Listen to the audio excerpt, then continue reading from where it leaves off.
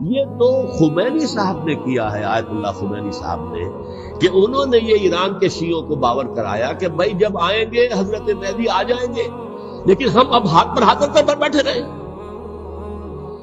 باطل کو چیلنج بھی نہ کریں،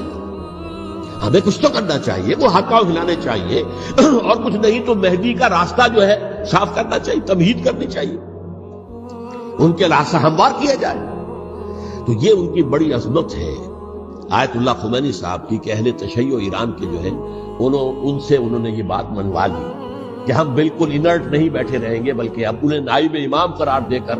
اور ولایت فقیہ کے فلسفے کے حوالے سے یہ دو چیزیں ان کی جو ہے بنیادی فلسفے کی ہیں، وہ اس وقت میرا موضوع نہیں ہے۔ انہوں نے عوام کو ایسا کھڑا کیا ہے کہ 20,000 سے لے کر 30,000 کے درمیان انسانوں نے جانے دی، عورتوں کے جلوس نکلے، شیرخوار بچہ گود میں ہے عورت کے، اور گولی کھا رہی ہے اور مر رہی ہے، گر رہی ہے۔